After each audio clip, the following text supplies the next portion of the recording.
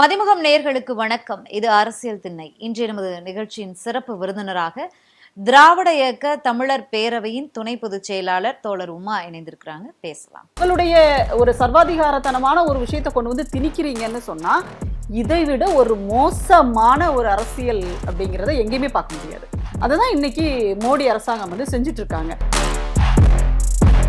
இருமொழி கொள்கை காலாவதி ஆயிருச்சுன்ற இந்த ஸ்டேட்மெண்ட்டை சொல்றதுக்கு அண்ணாமலைக்கு வாய் பூசலையா? அவர் எந்த கொள்கையில படிச்சாரு? ஆறாம் அறிவுன்னு ஒண்ணு மனிதனுக்கு இருக்குதா இல்லையா? பாஜக காரங்களுக்கு நமக்கு தெரியல.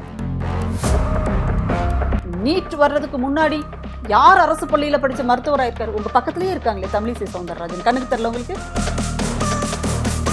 தமிழ்நாட்டுல அரசியல் செய்யணும்னா அறிவு இருக்கிறவங்களால மட்டும்தான் அரசியல் செய்ய முடியும். பாஜகவால ஒரு நாளும் பண்ண முடியாது. சமஸ்கிருதத்தினால என்ன பண்ண முடியும்? நாக்கு கூட வலிக்க முடியாது.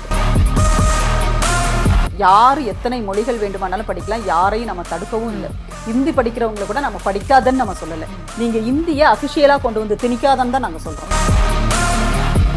நிதிநிலை அறிக்கையில நாடு முழுவதும் இந்தி கற்பிப்பதற்காக ஆசிரியர்களை நியமிப்பதற்கு 50 கோடி ரூபாய் ஒதுக்கியது பாஜக அரசா இல்ல பக்கத்துல இருக்கிற பாகிஸ்தான் கவர்மெண்டா? ஒட்டுமொத்த அரசியலையுமே வந்து ஸ்பாயில் பண்ணிட்டு இருக்கிற ஒரு சக்தியாக இன்றைக்கு இந்த சங் பரிவார் சக்திகள் எல்லாம் இருந்துட்டு இருக்காங்க. அண்ணாமலை சொல்றாரு என்னமோ துப்பு கெட்டன்னு சொல்லிட்டு. இப்ப துப்பு கெட்டவர்கள் யாரு? ஆதித்யநாத்தும் மோடியும் அமித்ஷாவும் தான். நீதிமன்றத்துக்கு விஜயலட்சுமிக்கு வந்து ஒரு அண்டர் கிரவுண்ட் டீலிங் இருக்குன்னு சொல்லுவாங்க. அந்தாலு செய்தியாளர் சந்திப்பிலேயே மது அருந்திட்டு வந்து உட்கார்ந்து இருக்கிற ஒரு தற்குறி. ஏன் சாப்பாடு பார்சல் வீட்டுக்கு எடுத்துட்டு போறவங்கள நம்ம பார்த்திருக்கோம். பாட்டில பார்சல் பண்ணி எடுத்துட்டு போன ஆளை நீங்க பார்த்திருக்கீங்களா? அது இவர் தானே அவங்க கட்சிக்காரங்க சொல்றாங்க. திராவிட இயக்க மேடைகள்ல பேசியிருக்கிறாரு. அதுக்கப்புறம் தமிழ் தேசியம்னு போனாரு. இப்ப வந்து இந்து தேசியத்துல வந்து நிக்கிறாரு. அதுக்கப்புறம் இந்திய தேசியத்துல சங்கமம் ஆயிடுறாரு. முடிஞ்சு போச்சு கதை. திரள் நிதிக்காக ஒரு கட்சி நடத்திட்டு இருக்கிற சீமான் அவங்க கட்சிக்காரங்களுக்கு எங்கேயாவது அப்படி ஒரு வாய்ப்பு ஏற்படுத்தி கொடுத்திருக்கிறாரா? ஒரு கவுன்சிலர் தேர்தலில் கூட உன்னால ஜெயிக்க வைக்க முடியலன்னா நீ எதுக்கு கட்சி நடத்துற? புத்தக கண்காட்சியில தலைவர் கலைஞர் பேரால ஒரு நுழைவாயில் இருக்கிறது. நாசகார நுழைவாயில் அப்படின்னா என்ன ஒரு கொழுப்பு இருக்கும் அந்த ஆளுக்கு?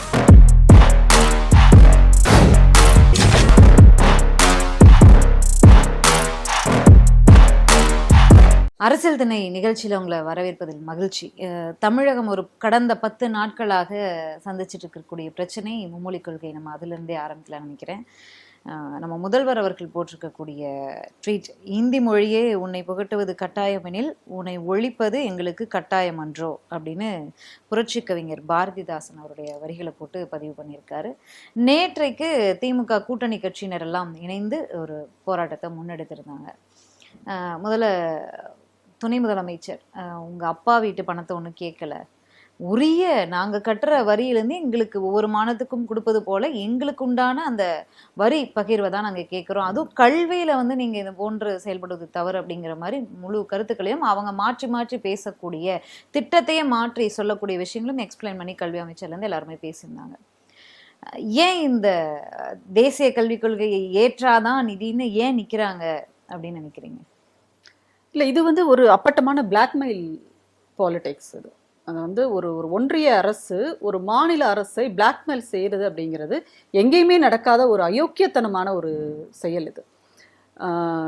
நம்ம துணை முதலமைச்சர் அவர்கள் சொன்ன மாதிரி நம்ம வேணும் அவங்கக்கிட்ட வந்து கெஞ்சிட்டுலாம் இருக்க வேண்டிய தேவையில்லை இந்த இடத்துல. ஏன்னா நம்ம உரிமையை அழுத்தமாக கேட்குறோம். காரணம் என்ன அப்படின்னா, இது நம்ம காசு, நம்ம தமிழ்நாட்டு மக்கள் ஒவ்வொருத்தரும் கொடுக்கிற வரிப்பணம். அது இதுல இருந்து நீங்க எங்களுக்கு தர வேண்டிய நிதி பகிர்வை நாங்க கேட்கிறோம். இதுவும் இந்த கல்விக்கு கொடுக்கிற நிதி அப்படிங்கிறது வழக்கமா எப்பவுமே கொடுத்துக்கிட்டே இருக்கிறது தான்.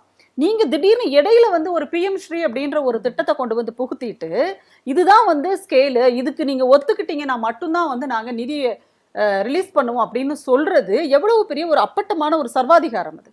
அதை தான் இன்னைக்கு நம்ம எதிர்க்கிறோம். அப்போ ஒரு அதாவது ஆல்ரெடி தமிழ்நாடு என்ற ஒரு மாநிலம் அப்படின்றது இருமொழி கொள்கையை தன்னுடைய கொள்கையாக மட்டுமே அல்லாமல் சட்டமாகவும் இங்க ஆக்கி வச்சிருக்கோம் நம்ம. அப்போ ஒரு மாநிலம் வந்து இந்திய அரசியலமைப்பு சட்டத்திற்கு உட்பட்ட ஒரு சட்டத்தை ஏற்றி வச்சிருக்கும் போது அதன் மீது நீங்க வந்து உங்களுடைய ஒரு சர்வாதிகாரத்தனமான ஒரு விஷயத்தை கொண்டு வந்து திணிக்கிறீங்கன்னு சொன்னா இதை விட ஒரு மோசமான ஒரு அரசியல் அப்படிங்கிறத எங்கேயுமே பார்க்க முடியாது. அததான் இன்னைக்கு மோடி அரசாங்கம் வந்து செஞ்சுட்டு இருக்காங்க.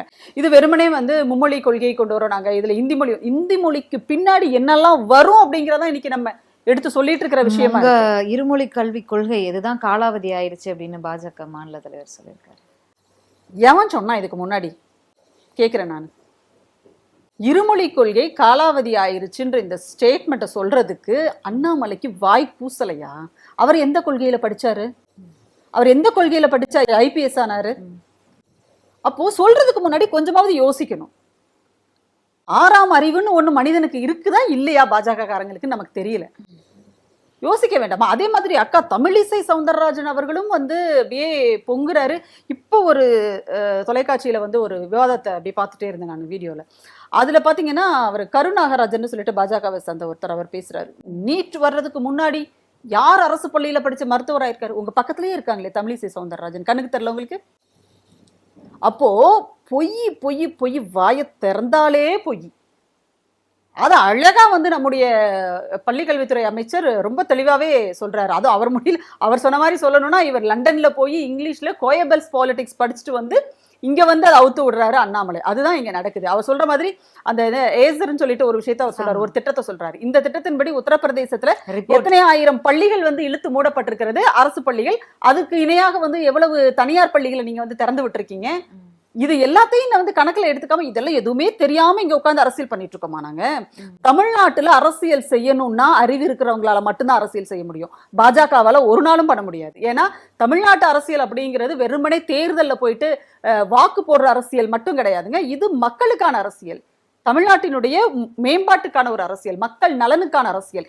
இதை நீங்க முன்னிறுத்தலைன்னா தமிழ்நாட்டுல ஒரு நாளும் மக்கள் நலன்ல முதலமைச்சருக்கோ இல்ல துணை முதலமைச்சருக்கோ கல்வி அமைச்சருக்கோ அக்கறையே இல்ல, கல்வி அமைச்சர் பதவி விலக வேண்டும் அப்படின்னு ஒரு பாலியல் விஷயம் தொடர்பாக அவர் தலைமை ஆசிரியர் பண்ண அந்த விஷயத்துக்காக இன்னைக்கு போட்டிருக்காரு.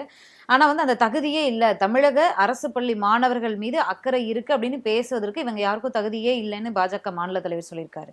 ஒருவேளை அவங்களுக்கு வந்து அந்த அக்கறை இருந்திருந்தால் தேசிய கல்விக் கொள்கையை ஏற்றுக்கொண்டு நடந்திருக்க வேண்டியதானே. அக்கறை இல்லையே உங்களுக்கு. உங்க பிள்ளைகளை மட்டும் நீங்க வந்து பிரெஞ்சு கத்துக்க வைக்கிறீங்க, சிபிஎஸ்இ பள்ளிகளில் படிக்க வைக்கிறீங்க. ஏன் அரசு பள்ளியில படிக்கக்கூடிய மாணவர்கள் 3 மொழியை கத்துக்க கூடாதா? இதுதான் நீங்க வந்து அரசு பள்ளி மாணவர்கள் மீது காட்டக்கூடிய அக்கறையா அப்படின்னு ஒரு கேள்வி முன்வச்சிருக்கு. இல்ல, உண்மையிலேயே வந்து எங்க பள்ளி மாணவர்கள் மீது, அரசு பள்ளி மாணவர்கள் மீது இந்த அரசுக்கு அக்கறை இருக்கிறதுனாலதான் புதிய தேசிய கல்விக் கொள்கையை நாங்க எதிர்க்கிறோம். ஒரே வரியில சொல்லணும்னா, ஏன்னா அதனால எங்க மாணவர்களுக்கு ஒரு பயனும் கிடையாதுங்கிறது தான். அதுல நீங்க வச்சிருக்கிறது எல்லாமே உங்களுடைய சனாதன இந்து தர்மத்தை நிலைநாட்டுகின்ற ஒரு அரசாங்கத்தை உருவாக்கி அதை வழிநடத்துவதற்கான ஆட்களை இங்க தயார் செய்வதற்கான விஷயங்களா தான் நீங்க இந்த புதிய கல்விக் கொள்கையில வச்சிருக்கீங்க. அதனால அதை விட மேம்பட்ட ஒரு கல்விக் கொள்கையை ஏற்கனவே இங்க நாங்க நடைமுறைப்படுத்திட்டு இருக்கோம். இதில் படித்த மாணவர்கள் இன்றைக்கு உலகத்துல எல்லா நாடுகளிலும் போய் வந்து சிறப்பான ஒரு பணியாற்றிட்டு இருக்காங்க, பெரிய உயர் பதவிகள்ல இருக்காங்க. அதனால எங்க மாணவர்கள் நல்லா இருக்கணும், எங்க தமிழ்நாட்டு பிள்ளைகள் நல்லா இருக்கணும், அவங்களுடைய எதிர்காலம் வளமா இருக்கணுன்றதுக்காக தான் உங்க தேசிய கல்விக் கொள்கையை நாங்க உள்ள நுழைய விடாம தடுக்கிறோம். ஒண்ணு. இன்னொன்னு, உங்க பிள்ளைங்க பிரெஞ்சு கத்துக்கிறாங்க, உங்க பிள்ளைங்க அது கத்துக்கிறாங்க, இது கத்துக்கிறாங்க. ஆமா, எங்க அரசு பள்ளியில் படிக்கிற பிள்ளைகள் இன்னைக்கு ஜப்பான் மொழி கத்துக்கிறாங்க. அதை நீங்க சொல்லுங்களேன் பாப்போம். அரசு பள்ளியில படிக்கிற மாணவர்கள் இன்றைக்கு ஜப்பான் மொழி கத்துக்கிறாங்க. இன்னைக்கு ஜப்பான் மொழியும் ஜெர்மன் மொழியும் தான் ஒரு ஒரு மாண்ட்ரினை பின்னுக்கு தள்ளிட்டு முன்னாடி இருக்கிற ஒரு பயன்பாட்டுக்குரிய மொழிகளாக இன்னைக்கு இருக்குது. அதாவது தொழில்நுட்ப ரீதியாகவும் சரி, மற்ற எல்லா விஷயங்களிலும் இன்றைக்கு ஜப்பான் மொழியும் ஜெர்மன் மொழியும் உலகெங்கும் எல்லாரும் கத்துக்க வேண்டிய ஒரு சூழ்நிலையை இன்னைக்கு அந்த நாடுகள் வந்து உருவாக்கி இருக்காங்க. இப்ப தமிழ்நாட்டினுடைய அரசு பள்ளி பிள்ளைகள் ஜப்பான் மொழி கூட கத்துக்கிறாங்க. ஆனா நீங்க என்ன பண்ணிருக்கீங்க?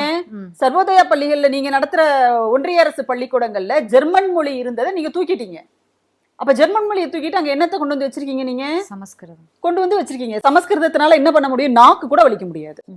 பாஜக மாநில தலைவர் ஒரு வாரத்திற்கு முன் நினைக்கிறேன் நம்ம கல்வித்துறை அமைச்சர் அன்பில் மகேஷ் பொய்யாமொழி அவர் பிறந்த ஊர்லேயே வந்து பள்ளி கட்டிடம் இடிந்ததால் மரத்தடியில் 2 வருடமாக உட்காந்து மாணவர்கள் கல்வி பயின்றுட்டு இருக்காங்க.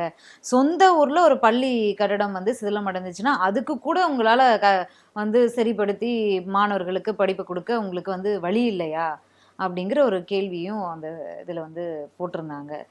இதற்கு என்ன பதில்? இல்லை, அதாவது அந்த அந்த விஷயம் வந்து அரசுடைய கவனத்துக்கு போய் அதெல்லாம் வந்து ரெக்டிஃபை ஆயிருக்கு. எப்போவுமே வந்து ஒரு இடத்துல ஒரு விஷயம் நடக்குது அப்படின்னு சொன்னா உடனடியாக நடவடிக்கை எடுக்கக்கூடிய அரசாக இந்த அரசு இருக்கிறது.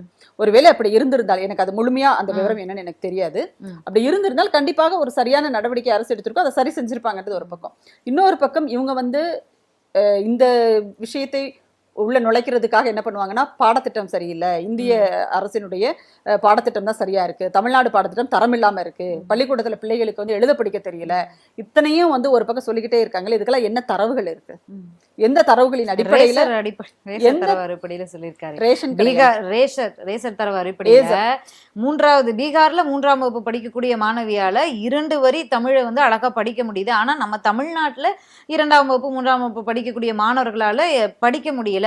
5ஆம் வகுப்பு படிக்கக்கூடிய மாணவர்களால இத்தனை பெர்சன்டேஜ் வந்து தமிழை வந்து 2 வரியை கூட எழுத்துக்கூட்டி படிக்க முடியல அப்படிங்கிற ஒரு, அதுதான் நீங்க சொல்ற ஏசர் அறிக்கை தான், அது உங்களோட அஜெண்டான்றதான் தெரிஞ்சு போச்சுல்ல. அப்புறம் என்ன அந்த ஸ்கேல தூக்கிட்டு இங்க வரீங்க? நம்முடைய பள்ளி கல்வித்துறை அமைச்சர் தெளிவா சொல்லியிருக்கிறாரு, நாங்க ஒரு சர்வே எடுத்து கொடுக்குறோம், 10 லட்சம் மாணவர்கள் கிட்ட நாங்க ஆய்வு பண்ணி உங்களுக்கு அறிக்கை கொடுக்குறோம்னு சொல்லியிருக்காரு, வெயிட் பண்ணுங்கன்னு சொல்லியிருக்காரு. சரியா? ஒண்ணு. இன்னொரு பக்கம் இந்த பள்ளிக்கூடங்கள் சரியில்லை, தரம் இல்லாம இருக்கு அரசு பள்ளிகள், இதையெல்லாம் நீங்க பேசக்கூடாது. இவரு நம்ம சாணக்கியான்னு சொல்லிட்டு ஒரு யூடியூப் சேனல், அதனுடைய முதலாளி ஒருத்தர் இருக்காரு, மூத்த பத்திரிகையாளர், அவர் பேர் வந்து பாண்டே, ரங்கராஜ் பாண்டே. அந்த பாண்டேன்னு சொன்னாதான் வந்து எல்லாருக்கும் தெரியும். சரியா? அப்போ அவர் வந்து ஒரு பதிவு போட்டிருக்கிறாரு, உத்தரப்பிரதேசத்துல ஒரு பள்ளிக்கூடத்துல தமிழ் கத்துக் கொடுக்குறாங்க அப்படின்னு சொல்லிட்டு போட்டு ஒரு பதிவு போட்டிருக்காரு. அதுல ஒரு போட்டோ போட்டிருக்காரு. என்னன்னா, ஒரு வாத்தியார் நின்று தமிழ் சொல்லி கொடுக்குறாராம், முன்னாடி வந்து மாணவர்கள் உட்கார்ந்துருக்காங்களா. எப்படி உட்கார்ந்துருக்காங்க தெரியுமா? கட்டாந்தரையில வெட்ட வெளியில மாணவர்கள் ஒரு 10-20 மாணவர்கள் வந்து உட்கார்ந்துருக்காங்க, பிள்ளைங்க யூனிஃபார்மோட உட்காந்துருக்காங்க. ஒரு வாத்தியார் நின்று சொல்லி தராராமா. அதுதான் பள்ளிக்கூடமா எங்க? உத்தரப்பிரதேசத்துல. அதுக்கு பக்கத்துல ஒரு கட்டடம் இருக்கு, குட்டிச்சோவரா இருக்கு, அதுக்கு பக்கத்துல வெளியில உட்காந்து படிச்சுட்டு இருக்காங்க. வெக்கமா இல்ல உங்களுக்கு தமிழ்நாட்டு பள்ளிக்கூடங்களை பத்தி பேசுறதுக்கு? அப்ப அந்த பள்ளிக்கூடங்களை இங்க கொண்டு வர்றதுக்கு தான் நீங்க புதிய கல்விக் கொள்கையை கொண்டு வரீங்களா? ஓகே, இது வந்து எங்கேயாவது நடந்திருக்கும், நம்ம தமிழ்நாட்டிலே நடந்திருக்கு. அது தகவல் கவனத்துக்கு வரும்போது பேசுறதுக்கு ஒரு தகுதி வேணுங்க. இப்ப என்னன்னா, ஒரு விஷயத்த சொல்றோம் அப்படின்னு சொன்னா நம்ம அதுக்கு தகுதியானவங்களான்னு முதல்ல யோசிக்கணும், கொஞ்சமாவது நியாயமா யோசிக்கணும். நிதி இல்ல, கல்வித்துறையில நிதி இல்ல அப்படிங்கிற குற்றச்சாட்டையும் தொடர்ந்து கல்வித்துறை அமைச்சர் வச்சுக்கிட்டு இருக்காரு. மும்மொழி கொள்கையை ஏற்றுப்பதுல என்ன தவறு? மாணவர்கள் படிச்சுட்டு போறாங்களே, அவங்களுக்கு விருப்பம் இருந்தா படிச்சுட்டு போறாங்களே, அந்த எந்த மொழியை வேணா தேர்ந்தெடுக்கலாம் அப்படின்னு தான் கல்வித்துறை அமைச்சர் சொல்றாரே, மத்திய கல்வித்துறை அமைச்சர். அப்ப அவங்க விருப்பப்பட்ட மொழியை கத்துக்க போறாங்க. உங்களுக்கு என்ன பிரச்சனை? உங்க மகன்கள் வந்து பிரெஞ்சு படிக்கலையா? ஏன் நம்ம கல்வித்துறை அமைச்சரோட மகனே பிரெஞ்சு படிக்கலையா? உதயநிதி அவர்களுடைய மகன் வந்து பல மொழி படிக்காம தான் வந்தாரா அப்படின்னு பாஜகவில் இருக்கக்கூடியவங்க கேள்வியை எழுப்புறாங்க நேரடியாகவே பொதுவெளியிலேயே. இல்ல, அதாவது மும்மொழி கொள்கையை ஏத்துக்கிறதுல என்ன பிரச்சனைங்கிறத நம்ம தெளிவா சொல்லிட்டே இருக்கோம். இன்னொன்னு, யாரு எத்தனை மொழிகள் வேண்டுமானாலும் படிக்கலாம், யாரையும் நம்ம தடுக்கவும் இல்லை. இந்தி படிக்கிறவங்களை கூட நம்ம படிக்காதன்னு நம்ம சொல்லல, நீங்க இந்திய அபிஷியலா கொண்டு வந்து திணிக்காதன்னு தான் நாங்க சொல்றோம். இப்ப இந்த வேறுபாட்டை வந்து நீங்க ஏதோ வந்து அப்படியே மக்கள் மேல ரொம்ப, தமிழ்நாட்டு மக்கள் மேல ரொம்ப அக்கறை இருக்கிற மாதிரியும், அவங்களுக்காக தான் இவங்க வந்து இயக்கமே நடத்துற மாதிரியும் இந்த RSS பாஜக சங்கி கூட்டம் பேசிட்டு இருக்காங்க இல்லையா, அது எல்லாமே வந்து கடைஞ்செடுத்த நாடகம். சரியா? இப்ப தமிழ்நாட்டுல இந்தி அப்படிங்கிறது, இப்ப எங்க ஊர்ல இருந்து நிறைய பேர் வந்து மிலிட்டரிக்கு வேலைக்கு போயிருக்காங்க. அவங்களாம் இந்தி படிச்சுட்டு வேலைக்கு போல, அங்க போனதுக்கு அப்புறமா கொஞ்சம் கொஞ்சமா பழகி அவங்களும் ஒரு சில வார்த்தைகளை பேச கத்துக்கிட்டாங்க. ஏன் இங்க இருந்து துபாய்க்கு வேலைக்கு போறாங்க, அவங்க என்ன அரபு கத்துக்கிட்டு போறாங்களா இல்ல உருது கத்துக்கிட்டு போறாங்களா? நம்ம கிராமத்துல இருக்கிற இளைஞர்கள் எல்லாம் அங்க போய் அவங்க வந்து அந்த மொழியை கத்துக்கலையா? அங்க போய் வேலை செய்யலையா? இல்ல, உதாரணத்துக்கு நான் சொல்றேன், இப்ப மும்பையில போயிட்டு பாத்தீங்கன்னா தமிழர்கள் பெரும்பான்மையாக அதிகமாக வாழுகின்ற பகுதிகள்லாம் அங்கே இருக்கு. தாராவிலாம் தெரியும், தாராவினாலே தமிழர்கள் தான் அப்படின்றது நம்ம எல்லாருக்குமே தெரியும். அப்போ அங்கே இருக்கின்ற தமிழர்கள் இன்னைக்கு சின்ன சின்னதாக தொழில்கள் தொடங்கி ஒரு பெரிய அளவில் தொழில் அதிபர்களாக இருக்காங்க. நிறைய இடங்களில் வந்து பார்த்தீங்கன்னா அலுவலகங்களில் ப்ரைவேட் ஆஃபீஸஸ்லாம் வந்து வேலை செஞ்சுட்டு இருக்காங்க. இன்னும் சின்ன சின்ன வேலைகளெல்லாம் செஞ்சுட்டு இருக்காங்க. அங்கே இருக்கிற தமிழர்கள் அவங்கெல்லாம் அங்கே மராட்டி பேசுகிறாங்க, ஹிந்தி பேசுகிறாங்க, அவங்க வயசானவங்களாம் பேசுகிறாங்க. அப்போ அவங்களாம் எந்த பள்ளிக்கூடத்துல இருந்து 1ல இருந்து 12 வரைக்கும் ஹிந்தி கத்துக்கிட்டு போனாங்கன்னு நான் கேக்குறேன். விருப்பப்படுறவங்க கத்துக்கட்டுமே. அவங்க விருப்ப மொழி அவங்களுக்கு என்ன இப்போ ஆமா, நம்ம இல்லைங்க இப்ப அது நம்மளுக்கே தெரியும். நம்ம நம்ம அருகில் இருக்கிறவங்களாகட்டும் இல்ல நம்ம வீட்ல உள்ள பிள்ளைங்களாகட்டும் எக்ஸ்ட்ரா ஒரு லாங்குவேஜ் கத்துக்கிறாங்க அப்படின்னு okay. நம்ம வந்து செலக்ட் பண்ணி இல்ல அவங்களுக்கு பிடிச்ச லாங்குவேஜை வந்து நம்ம தனியா கிளாஸ் பணம் கட்டி கத்துக்க வைக்காம இல்ல. அப்ப மத்திய அரசு சொல்றது என்ன, அவங்க விருப்ப மொழி எதுவா இருந்தாலும் அதை வந்து செலக்ட் பண்ணிக்கலாம் அப்படின்னு சொல்றாங்க. அப்ப அதுல உங்களுக்கு என்ன பிரச்சனை? யாருமே இப்ப எதையுமே படிக்க வேண்டாம்னு சொல்லவே இல்லை. ம். சரியா? இப்ப நான் தான் சொன்னேன், அரசு பள்ளி மாணவர்களுக்கே ஜப்பான் மொழி கத்துக் கொடுக்குறாங்கன்னு சொல்றேன் நானு. ம். அப்போ தேவை என்னவாக இருக்கிறதோ அதன் அடிப்படையில தான் நாங்க கூடுதலான ம். செய்திகளை வந்து தெரிஞ்சுக்கணும். நாம சும்மா தேவையில்லாம ஹிந்தி படிச்சு உங்களுக்கு என்ன லாபம்? ஹிந்தி தான் மூன்றாவது மொழின்னு சொன்னாங்களா? 3வது மொழின்னு அவங்க ஹிந்தி சொல்லலைன்னாலும் ஆ. ஒரு இதுல இதற்கு முந்தைய ஆட்சி காலத்தில், அதாவது ஒன்றிய பாஜக அரசினுடைய இதற்கு முந்தைய ஆட்சி காலத்துல நிதிநிலை அறிக்கையில நாடு முழுவதும் இந்தி கற்பிப்பதற்காக ஆசிரியர்களை நியமிப்பதற்கு 50 கோடி ரூபாய் ஒதுக்கியது பாஜக அரசா இல்ல பக்கத்துல இருக்கிற பாகிஸ்தான் கவர்மெண்டா? ம். அப்ப எதுக்காக நீங்க அதை ஒதுக்குறீங்க? ம். அப்படி ஒருவேளை நீங்க வந்து பிற மொழிகள் இந்திய மொழிகளை கற்பிப்பதற்காக அப்படின்னு நீங்க சொல்லல, இந்தி கற்பிப்பதற்காக தான் நீங்க அதுல சொல்லியிருக்கீங்க. அப்ப நான் போய் நாளைக்கு வந்து ஒரு ஒரு மைத்திலி அப்படிங்கிற ஒரு மொழியை நான் கத்துக்கணும், ஒரு போஜ்பூரி மொழியை நான் கத்துக்கணும், ஏன்னா அந்த மக்களினுடைய நான் தெரிஞ்சுக்கணும், நான் தமிழ்நாட்டில இருந்து நான் விரும்புறேன். நீங்க அதுக்கான ஆசிரியரை உங்களால இங்க நியமிக்க முடியுமா? ஏன்னா அப்படின்னா தமிழ்நாடு அரசு நியமிக்கணும், தமிழ்நாட்டு பள்ளிக்கூடங்கள். ஆனா புதிய தேசிய கல்விக் கொள்கை அப்படிங்கிறதே இந்த கல்வியை ஒட்டுமொத்தமாக ஒன்றிய அரசு கையில் எடுக்கிறதுக்கான திட்டம் தான் அது. அதுக்கப்புறம் வந்து பள்ளிக்கூடங்களே ஆசிரியர்களே மாநில அரசு நியமிக்க முடியாது, ஒன்றிய அரசு தான் நியமிக்கும். ஏன்னா எங்க பாடத்திட்டத்தையே நீங்க தான் டெல்லியில இருந்து நீங்க தான் வகுத்து கொடுக்க போறீங்கன்னு சொன்னா அப்ப ஆசிரியர்களை மட்டும் எப்படி எங்களை நியமனம் செய்ய நீங்க விடுவீங்களா? அப்ப நீங்க தானே நியமிப்பீங்க. அப்ப நான் ஒரு போஜ்பூரி கத்துக்கிறதுக்காக ஒரு ஆசிரியர் வேணும்னு நாங்க கேட்கிறோம், உங்களால கொண்டு வந்து தர முடியுமா? இல்லைங்க சொல்லிட்டு அந்த இடத்துல யாரை கொண்டு வந்து வைப்பீங்க? நீங்க ஹிந்தியை கொண்டு வந்து வைப்பீங்க, இல்லைன்னா இந்த மயிலாப்பூர்ல சமஸ்கிருதம் தெரிஞ்ச யாரையாவது கொண்டு வந்து நிக்க வைப்பீங்க. நீங்க உங்களுடைய இந்த பித்தலாட்டங்கள் காலம் காலமாக வரலாற்றில் நாங்க பாத்துக்கிட்டே வர்றோம். இது எல்லாம் தெரிஞ்சுதான் எங்களுடைய தலைவர்கள் ரொம்ப தெளிவாக எங்களுக்கு இருமொழி கொள்கையே போதும் அப்படின்னு ஸ்டபனா நின்று இன்னைக்கு சட்டத்தோட நாங்க வந்து போராடிட்டு இருக்கோம். மும்மொழி கொள்கை விஷயத்துல விஜய் அவர்கள் ஒரு அறிக்கையை வந்து ட்வீட்ல வெளியிட்டிருந்தாரு. அண்ணாமலை அவர்கள் ஒரு வழக்கம் போல ஒரு இது எடுத்துட்டு வந்து ஜோசப் விஜய் நினைக்கிறேன் சொல்லி அவர் வந்து ஒரு ஸ்கூல் நடத்துறாரு, அந்த ஸ்கூல்ல ஹிந்தி தத்து தரலையா, அந்த ஸ்கூல்ல வந்து லீஸுக்கு விட்டுருக்காரு யாருக்குன்னா அவங்க அப்பாவுக்கு அப்படின்னு அந்த ஹிஸ்ட்ரியெல்லாம் உட்காந்து பேசிக்கிட்டு இருந்தாங்க. ஒய் பிரிவு வழங்கப்பட்டது விஜய்க்கு. அப்போ வந்து இருதரப்பு விமர்சனங்கள் வந்துச்சு. தமிழ்நாட்டுக்குள்ள விஜய் அவர்களுக்கு என்ன அச்சுறுத்தல் இருக்கு அப்படிங்கிற ஒரு விமர்சனமும் வந்துச்சு. விஜய் அவர்களுக்கு பாஜக வந்து வைப்பிரிவு பாதுகாப்பை வழங்கியிருக்கு, அந்த அளவுக்கு அச்சுறுத்தல் இல்லை, ஆனா விஜய் அவர்களோட மறைமுக கூட்டணியில இருப்பதற்காக அந்த நடவடிக்கை அப்படின்னு பேசப்பட்டது. அப்படி இருந்திருந்தா ஏன் இன்றைக்கு அண்ணாமலை அவர்கள் இப்படி பேச போறாரு அப்படிங்கிற ஒரு கேள்வி வரும்ல. அதாவது வைப்பிரிவு பாதுகாப்பு கொடுத்தது விஜய் மேல இருக்கிற அக்கறையிலையா அல்லது அவங்களுக்குள்ள இருக்கிற ஒரு மறைமுக கூட்டணியா, இந்த கேள்விக்கு அங்க இடமே கிடையாது. சரியா? இவங்க வந்து பலவிதமான பிரிவுகளை இவங்க வச்சிருப்பாங்க, அணிகள் வச்சிருப்பாங்க. இப்போ வந்து RSS அப்படிங்கிறது ஒரு தாய் அமைப்பு அவங்களுக்கு. அதனுடைய அறியப்பட்ட ஒரு அரசியல் முகமாக இருப்பது பாஜக, அங்கீகரிக்கப்பட்ட ஒரு அரசியல் முகமாக இருப்பது பாஜக. அப்ப கூட பாஜக தலைவர்கள் ஏதாவது ஒண்ணு சொல்லும் போது அது RSS கிட்ட கேட்டா அது அவங்க கருத்துன்னு சொல்லிடுவாங்க. அதே மாதிரி அவங்க ஏதாவது மோகன் பகவத் ஏதாவது சொன்னா இல்ல அது எங்களுக்கும் RSSக்கும் சம்பந்தம் இல்லைன்னு சொல்லிட்டு கலந்துக்குவாங்க. சோ அப்படி ஒரு தாமரை இலை நீர் மாதிரியான உறவுகளோடு அவங்க எல்லாம் இருக்காங்க. அப்ப இந்த பாஜக RSS, பாஜக வெளியில தெரியுது, ஆனா RSSக்கு கீழே இன்னும் எத்தனையோ அமைப்புகள் இருக்கிறது. ஸ்ரீராம் சேனா பாஜக RSSனுடைய ஒரு பிரிவு தான் அது. இன்னும் சொல்ல போனா பஜ்ரங் தள் அப்படின்னு சொல்றது, என்னென்னமோ வச்சிருக்காங்க. அனுமன் சேனா வச்சிருக்காங்க, அனுமனுக்கு ஒரு சேனா, அவனுக்கு ஒரு சேனா, இவனுக்கு ஒரு சேனா, எத்தனையோ சேனா வச்சிருக்காங்க. அப்ப இது எல்லாமே இந்த வன்முறை கூட்டங்கள் எல்லாமே வந்து RSSனுடைய கீழே தான் வருது. ஆனா தெளிவா சொல்லிடுவாங்க RSSக்கு இதுக்கு சம்பந்தம் கிடையாதுங்க, இது வேறன்னு சொல்லிடுவாங்க.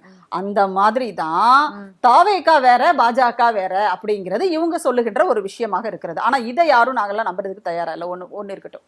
இன்னொரு பக்கம் வந்து விஜய் வந்து பாஜக ஆதரவாளரா இல்லையா அப்படிங்கிறது அரசியல்ல அடுத்தடுத்து என்ன நடக்க போகுது அப்படிங்கறத பத்தி தான் நம்ம வந்து பேச முடியும். அதனால இந்த அண்ணாமலை பேசுறது, இவங்க வந்து இன்னும் ஒரு அசிங்கமான அரசியலை செஞ்சுக்கிட்டே இருக்காங்க தொடர்ந்து. விஜய்னா உடனே ஜோசப் விஜய் அப்படின்னு சொல்றது. இப்ப இதனுடைய விளைவு என்னவாகுதுன்னு தெரியுமா? எல்லாருமே இதை வந்து ஒரு கட்டத்துல வந்து சொல்ல வேண்டிய ஒரு சூழலுக்கு ஆளாயிடுறாங்க. அப்போ ஒட்டுமொத்த அரசியலையுமே வந்து ஸ்பாயில் பண்ணிட்டு இருக்கிற ஒரு சக்தியாக இன்றைக்கு இந்த சங் பரிவார் சக்திகள் எல்லாம் இருந்துட்டு இருக்காங்க. ஸோ இவங்களுடைய உள்ளடி அரசியலை வச்சு தமிழ்நாட்டு அரசியலே இப்படிதான் இருக்கும் அப்படின்லாம் நமக்கு கணிச்சிட முடியாது, சொல்லவும் முடியாது. அது சொன்னா அது ரொம்ப தப்பான விஷயமா. சரி, மீண்டும் அண்ணாமலை அவர்களே ஒரு 1 வீக் முன்னாடி ஒரு செய்தியாளர் சந்திப்பில் பேசியிருந்தாரு. தமிழ்நாட்டில் ஏர் ஷோன்னு ஒன்று நடந்துச்சுங்கன்னா அப்படி ஒரு ஏர் ஷோவை சில உயிர்கள் வந்து 5 பேர் உயிரிழந்தாங்கன்னு நினைக்கிறேன். இப்படி கேவலமான ஒரு ஏர் ஷோவை நடத்திய துப்பு கெட்ட முதலமைச்சருக்கு கும்பமேளா பற்றி பேச தகுதி இருக்கா அப்படின்னு. இது எதுக்கு அப்படின்னா அந்த உங்களில் ஒருவன் நிகழ்ச்சியில் முதல்வர் அவர்கள் பேசியதற்கு. இதற்கு பதில் யாருமே திமுக தரப்புலேருந்து கொடுக்கல. இப்போ கும்பமேளான்னு ஒரு நிகழ்ச்சி நடக்குது, அதில் எத்தனை உயிர்கள் பலியானது அப்படின்னா அஃபீஷியலாக எந்த ஸ்டேட்மெண்ட்டும் அறிக்கையும் கொடுக்கப்படலை. அங்கே இத்தனை கோடி பேர் குவிவாங்கன்னு ஆல்ரெடி தெரியும். பிரயாக்ராஜ் வந்து எந்த அளவுக்கு வளர்ச்சி பெற்ற ஒரு இடம் அப்படிங்கிறதும் தெரியும். அப்போ இத்தனை கோடி பேர் குவிறாங்க அப்படின்னா அதற்கான பாதுகாப்பு ஏற்பாடுகளை முறையாக பண்ணியிருக்கணும். அப்போ அங்கே எத்தனை பேர் இறந்தாங்க, எத்தனை உடல்கள் வந்து அந்த ஆற்றிலேயே வீசப்பட்டது அப்படிங்கிறதெல்லாம் இருக்குது. ஏன் திமுக வந்து இப்படி ஒரு நிகழ்ச்சி நடந்திருக்கு, அதில் இப்படி ஒரு குறைபாடுகள் இருக்கு, எதை பற்றியுமே பேசலை அப்படிங்கிற ஒரு விஷயம் இருக்கு இல்லையா? இவ்வளவு கொச்சையாக பொது வெளியிலேயே ஒரு வார்த்தையை விட்டும் அதற்கு கூட மீண்டும் ஒரு பதிலடி கொடுக்கப்படல. அவரெல்லாம் ஒரு ஆளா மதிக்கலன்னு கூட நம்ம எடுத்துக்கலாம். சரி, அப்ப அந்த கும்பமேளால உயிரிழந்த உயிர்களை பத்தியும் நினைச்சுக்கல இல்ல. ஏன் அது உடனடியாக வந்து அவர்களுக்காக வருத்தம் தெரிவித்ததுன்றது திமுக தான். திமுக தலைவர் தான் வருத்தம் தெரிவிச்சாரு. சரியா, இவ்வளவு பேர் இறந்து போயிருக்காங்க அப்படின்றதுக்கான இரங்கல் செய்தி அப்படிங்கிறது திமுக தலைவர் தான் வந்துச்சு. அதனால யாராக இருந்தாலும் சரி, மனித உயிர்கள் அப்படிங்கிறது ஒரு விலை மதிப்பற்ற ஒன்று. சரியா, இதை வந்து எந்த இடத்தில் நடந்தாலும் அது நமக்கு வந்து வேதனையை தான் கொடுக்கும். இந்த இடத்துல வந்து நாம வந்து பக்தியை வச்சு கிண்டல் பண்றது இதெல்லாம் ஒரு நாளும் வந்து எங்களை போன்ற திராவிட இயக்கத்தினரோ அல்லது திகாவினரோ யாருமே செய்ய மாட்டோம். அது திமுகவும் செய்யாது கண்டிப்பாக. இன்னொன்னு, இவங்க சொன்னாங்க ஏர் ஷோல வந்து 5 பேர், அதற்கு வந்து பொறுப்பேற்று தமிழ்நாடு முதலமைச்சர் அவர்கள் ரொம்ப பொறுப்பா பதில் சொன்னாரு.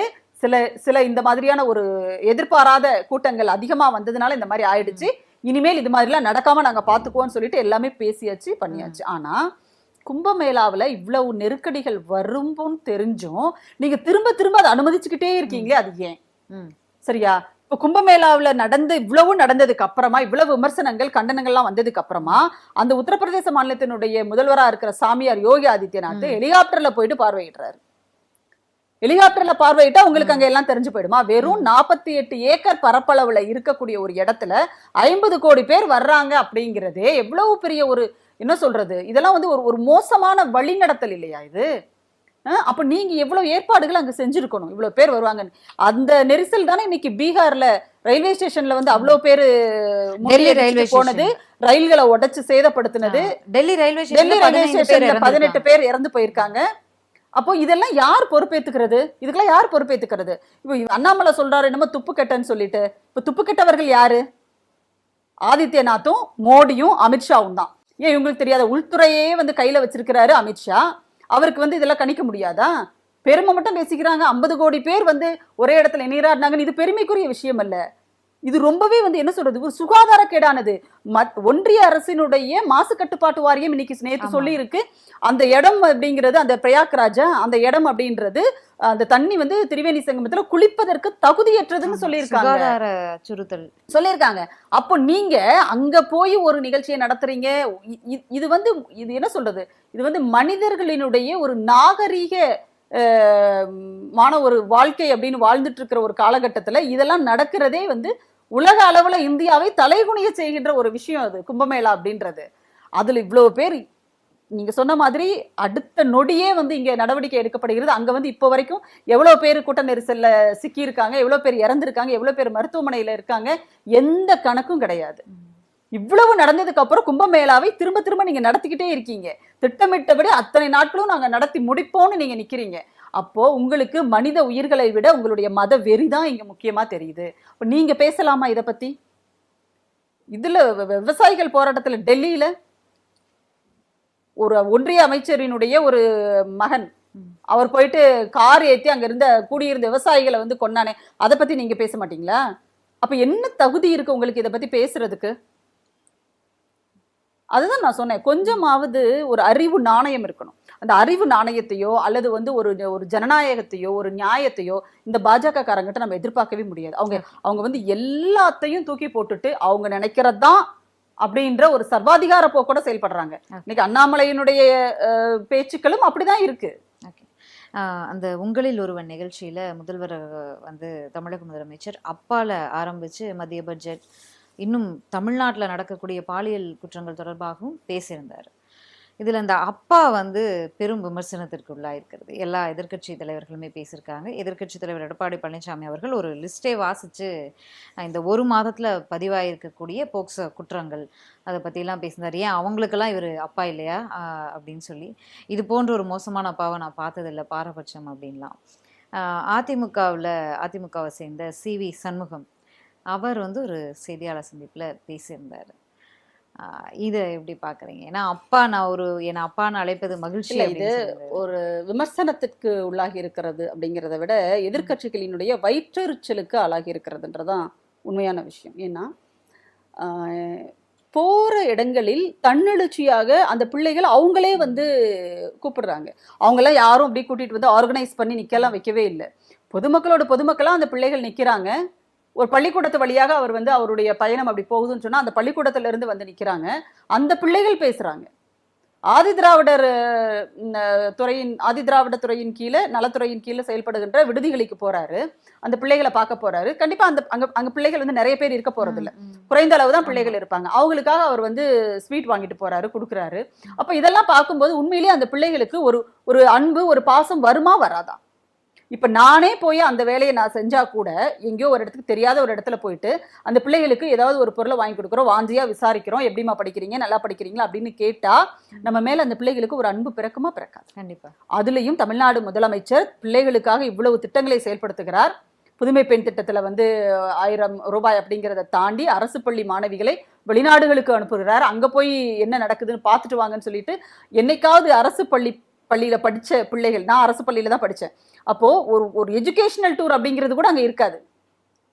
அதுக்கே வந்து ஒரு என்ன சொல்றது, ரொம்ப திட்டமிடலோடு ஏதாவது ஒரு ஆசிரியர் மெனக்கிட்டு முயற்சி எடுத்து எப்பவாவது நடக்கிறது தான் அந்த எஜுகேஷனல் டூர் அப்படிங்கிறது. கல்வி சுற்றுலா கூட்டிட்டு போறதுங்கிறது அப்பதான் அது கூட்டிட்டு போவாங்க. ஆனா இன்னைக்கு ரொம்ப சர்வசாதாரணமா பிள்ளைகள் வந்து ஒரு திருவிழா நடத்துறாங்க, கலை திருவிழா நடத்துறாங்க, அதுல வெற்றி பெற்றீங்கன்னா உங்களுக்கு வந்து வெளிநாட்டு பயணம் சொல்றாங்க. அந்த பிள்ளைகள் அதுல அழகா வந்து அவங்களுடைய திறமையை வெளிப்படுத்துறாங்க, வெளிநாடுகளுக்கு பயணம் போறாங்க. கல்வி அமைச்சர் கூடயே போறாரு. நாம படிச்ச காலத்துல எல்லாம் நம்ம கல்வி அமைச்சரை நேர்ல கூட பார்த்திருக்க மாட்டோம். ஆனா இன்னைக்கு அவர் ஒவ்வொரு பள்ளிக்கூடமா போயிட்டு இருக்காரு. அப்போ முதலமைச்சர் வந்து அவருடைய இயல்பாகவே அதை வந்து இன்னைக்கு நம்மளால பார்க்க முடியுது.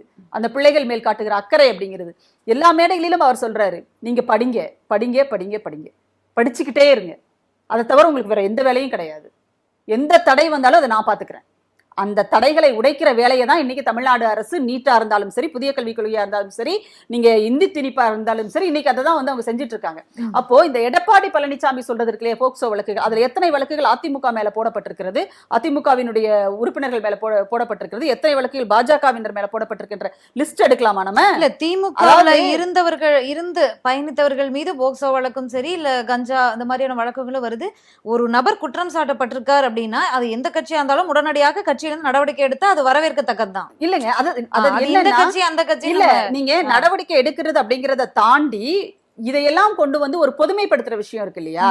நீங்க அதாவது ஒன்றிய அரசினுடைய அந்த அறிக்கைகளின்படியே பார்த்தாலும் கூட தமிழ்நாடு தான் பெண்களுக்கு பாதுகாப்பான மாநிலம் அப்படிங்கிறது இன்னைக்கு தெரிகிற ஒரு விஷயமா இருக்கு. ஆனா நீங்க எங்கேயோ நடக்கிற சில விஷயங்களை வைத்து அதுக்கு இத்தனைக்கு உடனடியாக நடவடிக்கை, அண்ணா பல்கலைக்கழகத்துல நடந்த ஒரு விஷயத்தை வந்து எவ்வளவு பெருசாக்குனாங்க இவங்க, ஆனா கடைசியில் அது எப்படி முடிஞ்சிருக்கு? அதுக்கு சிறப்பாக நடவடிக்கை எடுத்ததற்காக உயர்நீதிமன்றம் தமிழ்நாடு அரசை பாராட்டி இருக்கிறது. சரியா? அதே உயர்நீதிமன்றம் தான் வந்து கடுமையாகவும் பேசிச்சு, நீங்க நடவடிக்கை எடுக்கல அப்படின்னு. ஆனா இன்னைக்கு எடுத்ததற்கு பிறகு பாராட்டி இருக்கிறார்கள். இதுதான் சரியான விஷயமா இருக்க முடியும். அதை விட்டுட்டு நீங்க உங்க அரசியலுக்காக நீங்க பேசுறது, பொள்ளாச்சியில் அவ்வளவு பேரை வந்து சீரழிச்சாங்களே உங்களுடைய அதிமுகவினுடைய நிர்வாகிகள் சேர்ந்து, அப்ப என்ன நடவடிக்கை எடுத்தீங்க? நீங்க அந்த பிள்ளைங்க வந்து கம்ப்ளைண்ட் கொடுக்க கூட வெளியில வர முடியல. இன்னைக்கு மாணவிகள், பாதிக்கப்பட்டவர்கள் தைரியமா வெளியில வந்து காவல்துறைக்கு வந்து கம்ப்ளைண்ட் கொடுக்குறாங்கன்னா அப்படி ஒரு சூழலை, அப்படி ஒரு ஸ்பேஸை வந்து தமிழ்நாடு அரசு இங்க உருவாக்கி வச்சிருக்கு. அந்த துணிச்சலை நாங்க கொடுத்துருக்குறோம். இப்ப ஏன் நேற்று கூட வந்து பாத்தீங்கன்னா திருப்பூர்ல வந்து ஒரு வடமாநில பெண்ணை வந்து பாலியல் வன்கொடுமை செஞ்சிருக்காங்க, கூட்டு பாலியல் வன்கொடுமை. அது செய்தியாக வந்திருக்கிறது. அது வந்து ஒடிசாவை சார்ந்த, பீகாரை சார்ந்த இளைஞர்கள் வந்து அந்த பொண்ணை பாலியல் வன்புணர்வு பண்ணியிருக்காங்க. அவங்க வந்து ஒடிசா மாநிலத்தை சார்ந்தவங்க. கணவன் கண் முன்னாடியே அவரை மிரட்டி வந்து இந்த பாலியல் வன்கொடுமை பண்ணியிருக்கிறாங்க. அப்போ இது வந்து எப்பவுமே நம்ம நாட்டுல என்ன ஒரு பிரச்சனை தெரியுமா, இந்த மாதிரி பாலியல் வன்கொடுமைகள் நடக்கும்போது அதை அப்படியே வந்து சட்டம் ஒழுங்கு பிரச்சனையா மாத்துறது அப்படிங்கிறது. இது வெறுமனே சட்டம் ஒழுங்கு பிரச்சனை கிடையாது, இது ஒரு சமூகத்தினுடைய கூட்டு உளவியல் சிக்கல். இதற்கு முன்பாக ஒரு 5 வருடத்திற்கு முன்பாக பொள்ளாச்சி பாலியல் சம்பவம் நடந்தது. அது வந்து நம்ம அந்த அந்த நேரத்துல நம்ம இருந்த எந்த ஜென்ரேஷனாக இருந்தாலும் சரி, எந்த வயதினராக இருந்தாலும் மறக்க முடியாத ஒரு நிகழ்வு தான். அதில் மாற்றுக்கிறது யாருக்குமே இல்லை. ஆனால் அந்த ஒரு சம்பவம் பெரிய சம்பவமாக நடந்தது. இன்னும் பிற சம்பவங்கள் நடந்துச்சு, இல்லைன்னு சொல்ல முடியாது. அது அதற்கு முன்பாகவும் சரி பின்பாகவும் சரி.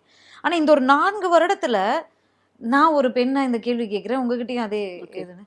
தினம்தோறும் ஏதோ ஒரு பாலியல் குற்றங்களை அதுவும் தமிழகத்தில் பார்க்குற ஒரு வேதனையான நிகழ்வு நடக்குதுன்னு நினைக்கிறீங்களா இல்லையா? அப்போ அதிகரிச்சிருக்குன்ற ஒரு வேதனை வருதா இல்லையா? இல்லை, அதாவது நீங்கள் ஒரு பொதுவெளி அப்படிங்கிறது இன்னும் பெண்களுக்கு பாதுகாப்பானதாக மாறவில்லை அப்படிங்கிறத நான் ஒத்துக்கிறேன், சரிங்களா? ஏன்னா பெண்கள் வந்து எல்லா இடங்களிலுமே பெண்களுக்கான ஒரு பாதுகாப்பு அப்படிங்கிறது இன்னும் முழுமையாக வரவில்லை அப்படிங்கிறத நான் வந்து அக்செப்ட் பண்ணிக்கிறேன். அதில் எந்த மாற்று கருத்துமே கிடையாது. ஈவன் வீடுகளுக்குள் கூட பெண்களுக்கான பாலியல் வன்கொடுமைகளும் சரி, அல்லது அவர்கள் மீதான தாக்குதல்களும் சரி, வன்முறைகளும் சரி இன்னும் நடந்துகிட்டு தான் இருக்கு. இல்ல அதுல பலது வந்து வெளியில வராது, அதுதான் சொல்றேன். இன்னொன்னு, இப்போ தமிழ்நாட்டில் வந்து அதிகரித்திருக்கிறது இந்த 4 ஆண்டுகளில் அப்படின்னா அதையெல்லாம் வழக்குகளாக பதிவு செய்யப்படுகிறது. வழக்குகளாக பதிவு செய்யப்படுகிறது. அதனால அது நமக்கு வந்து தெரிய வருது, அந்த எண்ணிக்கை வந்து நமக்கு தெரிய வருது. ஆனா மற்ற மாநிலங்களில் வழக்குகளை பதிவு செய்வதற்கு கூட முடியலைங்கிற காரணத்தினால அங்கே நடக்கின்றவை ஆயிரக்கணக்கில் இருக்கும்போது அது நமக்கு தெரியறது இல்லை, சரியா? அதுக்காக நான் அதை காட்டி இதை நான் வந்து நியாயப்படுத்தலை. இன்னும் வந்து இங்க பாதுகாப்புகள் அதிகப்படுத்தப்பட வேண்டும். அதை தமிழ்நாடு அரசு தொடர்ந்து செஞ்சுட்டு தான் இருக்காங்க. நிறைய இடங்களில் வந்து இது கண்காணிப்பு கேமராக்கள் எல்லா இடத்துலையும் பொருத்துறதாகட்டும், இன்னும் சொல்ல போனால் பேருந்துகளில் எல்லாம், அரசு பேருந்துகளில் வந்து கண்காணிப்பு கேமராக்கள் பொருத்தப்பட்டிருக்கு. நிறைய வந்து ரோந்து வாகனங்கள் அதிகப்படுத்தி இருக்காங்க. இன்னும் நடந்துகிட்டு இருக்கு, வேலைகள் செஞ்சுக்கிட்டே இருக்காங்க. சட்டங்களை வந்து கடுமையாக்கி இருக்காங்க. பாலியல் வன்கொடுமைகளுக்கு எதிரான சட்டங்களை இன்னைக்கு திருத்தி கடுமையான சட்டங்களாக தமிழ்நாடு அரசு மாற்றி இருக்கிறது. அப்போ இது எல்லாவற்றையும் பார்க்கும் பொழுது ஒரு அரசு இந்த சமூகத்தினுடைய விளைவுகளாக, இந்த சமூகத்தினுடைய விளைவுகள் தான் இந்த பாலியல் வன்கொடுமைகள் அப்படிங்கிறது. இது வந்து ஒரு அரசினுடைய குற்றம் அப்படின்னு நம்ம வந்து இதை சொல்ல முடியுமா? அரசு குற்றமா சொல்லல, எதிர்க்கட்சியினர் சொல்ற மாதிரி சட்டம் ஒழுங்கு பிரச்சனைன்னு சொல்லல, இது ஒரு சமூக பிரச்சனை தான். ஆனா பெண்களுக்கு இது வந்து முன்னாடி நம்ம முதலமைச்சர் பேசும்போதெல்லாம் அமைதி பூங்கான்னு சொல்லுவாரு, இப்ப சொல்றது இல்ல. அதை வந்து நம்ம எதிர்கட்சியினர் மாதிரி கேள்வி கேட்கல, ஏன்னா சொல்ல முடியாத ஒரு சூழல் உருவாகிட்டதோ அப்படிங்கிற அச்சம் எல்லாருக்குமே இல்ல. கண்டிப்பாக. ஏன்னா இப்போ நான் சொன்ன மாதிரி இது வந்து அரசு எடுக்கின்ற நடவடிக்கைகள் இன்னும் தீவிரமடைஞ்சுக்கிட்டே இருக்குது ஒரு பக்கம். இன்னொரு பக்கம் இந்த மாதிரியான நிகழ்வுகள், பெண்களுக்கு எதிரான வன்கொடுமைகளும் பாலியல் தாக்குதல்களும் ஒரு பக்கம் நடந்துகிட்டே இருக்கு. நீங்களே சொன்ன மாதிரி இது வந்து ஒரு சமூக உளவியல் சார்ந்த தாக்கமா தான் நம்ம பாக்குறோம். ஏன்னா இன்னைக்கு வந்து பாத்தீங்கன்னா நிறைய இப்போ ஆர்எஸ்எஸ் பாஜக இவங்களுடைய முழக்கங்கள் எல்லாம் இவங்களெல்லாம் என்னவா இருக்கு அப்படின்னா, அப்படியே வந்து ஒரு பக்கமாக பெண்களை வந்து அடக்கி ஒடுக்குகின்ற ஒரு போக்கை நம்ம பார்க்குறோம். அப்போ அதை மீறி பெண்கள் வெளியில வரும்போது அவங்களுக்கு வந்து அது ஒரு பெரிய சமூக ஒழுங்கு கெடுது அப்படிங்கிற மாதிரியான ஒரு மனநிலையை வந்து ஒரு பக்கம் உருவாக்குறாங்க. ஒரு பெண்ணானவள் 6 மணிக்கு மேல விட்டு வெளியில வரக்கூடாதுன்னா வரக்கூடாது, அதுக்கு மேல வெளியில வந்தா அவ மீது மேல கை வைக்கிறதுக்கு எனக்கு உரிமை இருக்கு அப்படிங்கிற மாதிரியான ஒரு மனப்போக்கு இருக்கு. இதுதான் நம்ம நிர்பயா வழக்குலையும் நம்ம அதை தான் பார்த்தோம். அவங்க கேட்டது அதுதான், ஏன் 9 மணிக்கு அந்த பொண்ணு வந்து ஒரு ஆண் நண்பரோட அங்க நின்னுகிட்டு இருந்தா அப்படிங்கிறது ஒண்ணு. இன்னொன்னு, பெண்கள் உடுத்துகின்ற உடை சம்பந்தப்பட்ட அண்ணா பல்கலைக்கழக மாணவி வழக்கிலேயே இந்த நேரம், இந்த காலம், இந்த இதையெல்லாமே பேசப்பட்டது. எஃப்ஐஆரே ரொம்ப வேதனைக்குரிய ஒரு எஃப்ஐஆரா தான் இருந்தது. அதுதான் நம்ம சொல்றோம். அதாவது பெண்களை வந்து நீங்க இத்தனை மணிக்குள்ளதான் வெளியில வரணும், இத்தனை மணிக்கு அப்புறம் உள்ள போய் வீட்டுக்குள்ள போய் அடைஞ்சிக்கணும் அப்படிங்கிறதும், உங்களுக்கான வெளி அப்படின்றது இவ்வளவுதான், இந்த ஸ்பேஸ் இவ்வளவுதான் நாங்க கொடுத்துருக்கோம், இதுக்குள்ள நீங்க நடமாடிக்கோங்க அப்படின்னு சொல்றதும், இந்த காலத்திலும் அப்படிப்பட்ட சிந்தனைகளை ஒரு பக்கம் தொடர்ந்து அவங்க விதைச்சுக்கிட்டே இருக்காங்க அப்படின்னா அதனுடைய தாக்கம் அப்படின்றது சமூகத்துல இருக்கதானே செய்யும். அப்ப நம்ம என்ன செய்யணும், எப்படி ஒரே காலகட்டத்தில் சமமாக செய்ய வேண்டிய வேலைகள் 2 இருக்கு. ஒண்ணு, சட்ட ரீதியான நடவடிக்கைகள் அப்படிங்கிறதையும் தமிழ்நாடு அரசினுடைய இந்த நடவடிக்கை எடுக்கிற போக்கு இருக்கு இல்லையா, இது ஒரு பக்கம் இன்னும் தீவிரமா இருந்துட்டே இருக்கணும். அதே நேரத்துல சமூக பண்பாட்டு தளத்தில் பெண்கள் மீதான அந்த பார்வை இருக்கு இல்லையா, பெண் அப்படின்னாலே வந்து அவ வெறும் பாலியல் பொருள் தான், அவளுடைய உடலே வந்து பாலியல் இச்சையை தூண்டக்கூடியது அப்படிங்கிற ஒரு பார்வை இருக்கு இல்லையா, இதை முற்றிலுமாக அழித்து ஒழிப்பதற்கான ஒரு வேலையையும் ஒரு பக்கம் நம்ம செய்ய வேண்டி இருக்கிறது. அதுக்கு தான் வந்து நம்ம சொல்றோம், திரும்ப திரும்ப நீங்க படிங்க அப்படின்னு சொல்றதாகட்டும், அல்லது வந்து பெண்களை அந்த ஈக்குவாலிட்டின்னு சொல்லுவோம் இல்லையா, அதாவது பாலின சமத்துவம் அப்படிங்கிறது, ஜெண்டர் ஈக்குவாலிட்டி, இதை பத்தி நீங்க பேசுங்க. பள்ளிக்கூடங்களில் வந்து பாலியல் கல்வியை கொண்டு வாங்கன்னு நம்ம சொல்றோம். ஆனா இவங்க என்ன சொல்றாங்க, இப்பதான் அந்த குதிக்கிறாங்க இல்லையா பாஜக காரங்க எல்லாம், ஐயோ அவ்வளவுதான், தமிழ்நாட்டுல இவ்வளவு பாலியல் வன்கொடுமைகள் நடக்குதுங்க, பெண்களுக்கு எதிரான திட்டங்கள், ஏன் பெண்களுக்கு எதிரான பாலியல் வன்கொடுமைகள் நடக்குது, ஏன் அவங்க மேல பாலியல் ரீதியான தாக்குதல்களை வந்து இந்த ஆண் சமூகம் ஈடுபடுது அப்படின்னா, பெண் தனக்கு கீழானவள் என்று காலங்காலமாக உங்களுடைய புராண குப்பைகள்ல மனுநீதிகள்ல சொல்லப்பட்ட கருத்துக்கள் இங்க படிஞ்சு கிடக்கு. அதை துடைக்கின்ற வேலையை தொடர்ந்து ஒரு பக்கம் நாங்கெல்லாம் செஞ்சுக்கிட்டு இருக்கோம். ஆனாலும் கூட இதை நீங்க எங்க இருந்து கொண்டு வரணும் அப்படின்னா, பாட புத்தகங்களில் இருந்து கொண்டு வரணும், பாடத்திட்டத்துல நீங்க கொண்டு வரணும். கொண்டு வந்து ஆணும் பெண்ணும் சமம், பாலின ரீதியான வேறுபாடுகள் அப்படிங்கிறது இருக்கக்கூடாது, ஆணுக்கு என்னென்ன உரிமைகள் இருக்கிறதோ, என்னென்ன உணர்வுகள் இருக்கிறதோ அவை அனைத்தும் பெண்ணுக்கும் இருக்கிறது, உடல் ரீதியான சில உறுப்புகள் வேறுபாடுகளை தவிர வேறு எந்த ஒரு வேறுபாடும் ஆணுக்கும் பெண்ணுக்கும் கிடையாது அப்படிங்கிற ஒரு பாடத்திட்டத்தை நீங்க வந்து என்ன பண்ணணும் அப்படின்னா, பள்ளிக்கூட அளவில் இருந்து நீங்க கொண்டு வரணும். தொடக்க பள்ளியில இருந்தே கொண்டு வரணும். ஆனா நீங்க என்ன பண்றீங்க, நீங்க பிரைமரி ஸ்கூல்ல நீங்க வந்து எல்கேஜி யூகேஜிலேயே எத்தனை பள்ளிக்கூடங்கள்ல ஆம்பளை பிள்ளைங்களுக்கு தனி கிளாஸ், பொம்பளை பிள்ளைங்களுக்கு தனி, அது பொம்பளை பிள்ளைங்க கூட கிடையாது, குழந்தைங்க, குட்டி பசங்க, ஆம்பளை பிள்ளைங்களுக்கு சின்ன பிள்ளைங்களுக்கு தனி கிளாஸாம், சின்னதா இருக்கிற குட்டியா இருக்கிற யூகேஜி எல்கேஜி படிக்கிற பிள்ளைங்களுக்கு பொம்பளை பிள்ளைங்களுக்கு தனி கிளாஸாம். இப்படி நீங்க வச்சிருக்கும் போது இயல்பானது ஆண் பெண் ஈர்ப்பு அப்படிங்கிறது, அப்ப அது இன்னும் கூடுதலா தானே போகும். அப்ப அடிப்படையிலேயே நீங்க தவறாக ஒரு பக்கம் செஞ்சுக்கிட்டே இருந்துகிட்டு, இன்னொரு பக்கம் வந்து இதெல்லாம் நடக்குது பாருங்க, இது வந்து அந்த காலகட்டத்தில் எந்த அரசு இருக்கிறதோ அந்த அரசினுடைய தவறு அப்படின்னு சொல்றத வந்து சரியான விஷயமா இருக்க முடியாதுன்னு நான் பாக்குறேன். அப்பான்ற அந்த விஷயத்த பேசும்போது இன்னொரு கட்சியினுடைய தலைமை ஒருங்கிணைப்பாளரும் பேசியிருந்தாரு, இதே விஷயத்த தான் எடுத்து பேசியிருந்தாரு. உங்களுக்கு அப்பான்னு சொல்லிக்கிறதுக்கு தகுதி இருக்கா, இவ்வளோ மோசமான ஒரு அப்பாவை நான் பார்த்ததே இல்லை அப்படின்னு சீமான் அவர்கள், அவர் தொடர்பான ஒரு வழக்கு விசாரணை வந்து இப்போ நீதிபதி தானாக முன்வந்து எடுத்திருக்காரு. 12 வாரங்களுக்குள் முடித்து அறிக்கை தாக்கல் செய்யணும் அப்படின்னு சொல்லியிருக்காரு. நான் திரும்ப வந்து ஒரு 4 பேட்டிகள் எடுத்திருப்பேன், 4லையும் சொல்கிறேன், தனிப்பட்ட விஷயம் பேசாம தான் இருந்த தென்னாலா. இன்னைக்கு நீதிமன்றமே வந்து பேசும்போது ஒரு தலைமை பொறுப்பில் அவர் இருக்கார், பல இளைஞர்களை வழிநடத்துறார் அப்படிங்கும்போது பேசிதான் ஆகணும். இந்த நேரத்திலேயே அவர்கிட்ட செய்தியாளர்கள் கேள்வியை முன்வைக்கும் போது, இந்த விஜயலட்சுமி வழக்கு தொடர்பாக வைக்கும்போது ஆக்கப்பூர்வமான விஷயத்தை பேசுங்க அப்படின்னு சொல்லிட்டு தவிர்த்துட்டு அடுத்த விஷயம் பேசிட்டு போறாரு. அந்த நேரத்துல தான் இந்த விஷயத்தையும் பேசுறாரு. அப்பா அவர் அந்த அப்பா தொடர்பான கருத்தை பதிவு பண்ணியிருக்காரு, உங்களுடைய பார்வை? அதாவது அவர் பேசும்போது நிறைய இடங்களில் நீங்க பார்த்துருப்பீங்க, மேடைகள்ல அல்லது எல்லா இடங்களையும் செய்தியாளர் சந்திப்புல, எங்க அப்பா அங்க அப்படி சொன்னாரு அப்படின்னு ஒரு அப்பாவை சொல்லுவாரு. அந்த அப்பா எங்க இருப்பாருன்னா, இல்ல இப்பவே அது செத்தவங்கலாம் கிடையாது, அந்த அப்பா எங்க இருப்பாருன்னா திருச்சியில இருப்பாரு. அவர் பேர் ஏதாவது சங்கரப்பாவா இருக்கும், சரியா? அவர் வந்து எங்க சங்கரப்பா அப்படி சொன்னாரு அப்படின்றது. அப்புறம் இன்னொரு பக்கம் வந்து இன்னொருத்தர் அப்பான்னு சொல்றது, அவர் அப்பான்னு சொல்றவங்களுக்கு எண்ணிக்கைக்கு அளவே கிடையாது ஒரு பக்கம், சரியா? ஆனா இன்னைக்கு அவர் வந்து பெண்களை மதிக்கின்ற லட்சணம் என்ன அப்படிங்கறது அந்த கட்சியில இருக்கிறவங்களே வெளியில வந்து சொல்லிட்டு இருக்காங்க.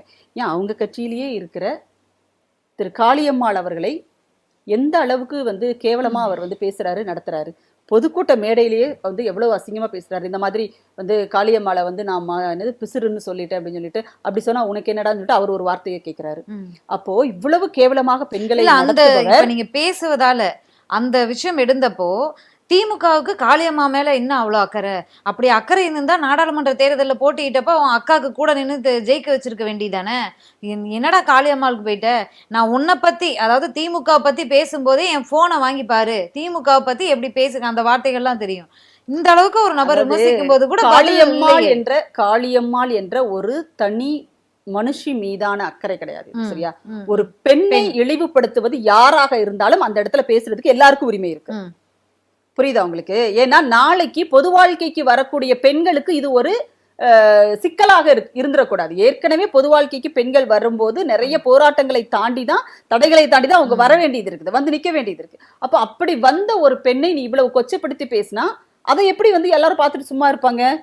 இல்ல தெரியாம தான் கேட்கிறேன். இப்போ விஜயலட்சுமிக்கும் திமுகவுக்கும் என்ன ஏதாவது பங்காளி உறவு இருக்கா? திமுக சொல்லுவாங்க, அதை சொன்னாலும் சொல்லுவார், அதையும் அவர் சொல்லுவாரு. அப்படி பார்த்தா இப்ப வந்து விஜயலட்சுமி வழக்க விடாம நடத்தி முடிங்கன்னு சொல்லிட்டு நீதிமன்றம் தான் சொல்லியிருக்கு. அப்ப இப்ப என்ன சொல்லுவார் அவரு? நீதிமன்றத்துக்கும் விஜயலட்சுமிக்கும் லிங்க் இருக்கு, நீதிமன்றத்துக்கும் விஜயலட்சுமிக்கும் வந்து ஒரு அண்டர் கிரவுண்ட் டீலிங் இருக்குன்னு சொல்லுவான் அந்த ஆளு. யார, அதாவது எதை யாரு பேசணும் அப்படிங்கிற ஒரு வரையறை இருக்கு.